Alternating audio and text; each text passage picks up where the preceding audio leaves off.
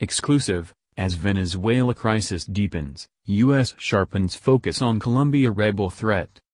By Phil Stewart. Washington, Reuters. As the United States makes its biggest diplomatic push in Latin America in years to try to oust Venezuelan President Nicolas Maduro, the U.S. military is zeroing in on a byproduct of the crisis, a strengthening of Colombian rebels on both sides of Venezuela's border. U.S. Admiral Craig Fuller, the head of the U.S. military Southern Command that oversees U.S. forces in Latin America, told Reuters the United States had sharpened its focus on the rebels and increased its sharing of intelligence with Colombian officials.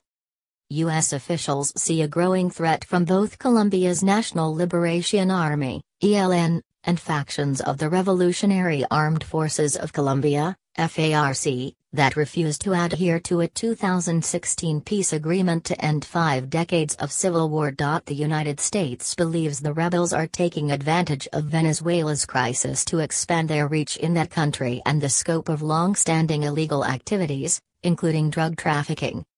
Our principal role working with our Colombian partners is to assist in intelligence sharing. What we know, we share, Fuller said. Asked whether the intelligence sharing on the rebels had ramped up as Venezuela's crisis deepened, Fuller responded, "Absolutely. The risks from the insurgents on both sides of the Colombia-Venezuela border add another layer of complexity to the crisis in Venezuela, where U.S. President Donald Trump says all options are on the table to remove Maduro from office." U.S. officials have uniformly emphasized diplomatic and economic tools to accelerate Maduro's departure, like sanctions, but Fuller acknowledged the U.S. military stood ready to provide options if needed. At the same time, he noted that no U.S. allies in the region were seeking a military solution to the crisis in Venezuela. "My job is to be ready, be on the balls of my feet, at all times.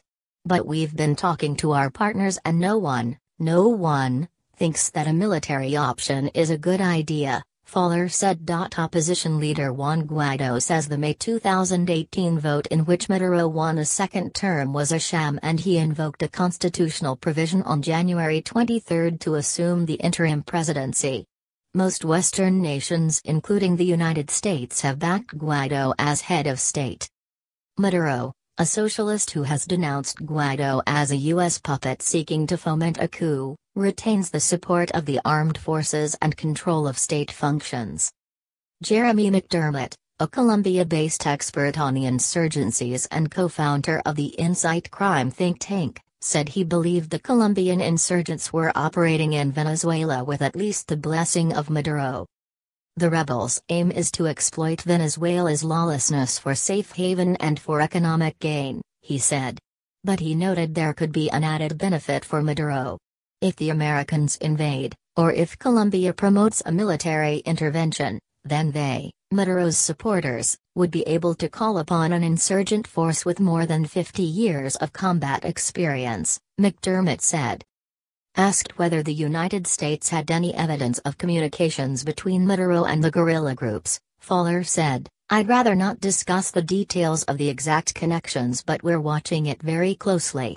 Venezuela's information ministry and ELN contacts did not immediately respond to requests for comment. Colombia's ambassador to Washington, former Vice President Francisco Santos, said ELN and FARC factions had long been present in Venezuela but had grown stronger and more integrated into the country as a result of Venezuela's crisis. "They have become the paramilitary groups of the Maduro administration," Santos told Reuters. ELN expansion. A Cuba-inspired Marxist insurgency formed in 1964. The ELN claimed responsibility for a January car bomb attack against a police academy in Bogotá that killed 22 cadets. It was an escalation by insurgents who have kidnapped Colombian security forces, attacked police stations and bombed oil pipelines. U.S. officials, speaking on condition of anonymity, say the ELN is increasingly using Venezuelan territory to carry out narco-trafficking and illegal mining of minerals like gold and coltan. The Venezuelan security forces were believed to be getting kickbacks from the guerrillas, they said. One U.S. official, Speaking on condition of anonymity, said the U.S. collection of intelligence on the guerrilla groups had increased in recent weeks, including looking at the militants' activities on the Venezuelan side of the border with Colombia. Several U.S. officials said they believed senior leaders of both the ELN and the so-called FARC dissidents who do not adhere to the peace agreement were now located inside of Venezuela. Their leadership is there, a second U.S. official said, who also declined to be named, without providing evidence. An international crisis group report cited estimates that the ELN had been active in a minimum of 13 of Venezuela's 24 states, absorbing new recruits and shifting from a guerrilla force that embraced armed resistance against Colombia's ruling elites to one with many core operations in Venezuela. Opposition lawmakers in Venezuela also regularly denounce growing ELN activities in Venezuela, but Reuters has been unable to independently verify the extent of its presence or its operations. Fuller declined to discuss any specifics about the collection of U.S. intelligence or identify which insurgent leaders were in Venezuela. But he acknowledged the trend and added that the flow of illegal narcotics from Colombia into Venezuela, and then from Venezuela out in the region, has risen as the misery of the Venezuelan people has risen. It's essentially a lawless region now inside Venezuela along the border, and the FARC dissidents and the ELN have taken advantage of that, Fuller said, adding, they operate with impunity inside Venezuela. Santos said the big concern for Colombia was that the strengthening rebel forces would upend efforts to crack down on narcotics trafficking. That's a big worry because in this situation of chaos, obviously they are going to grow. They are growing, he said.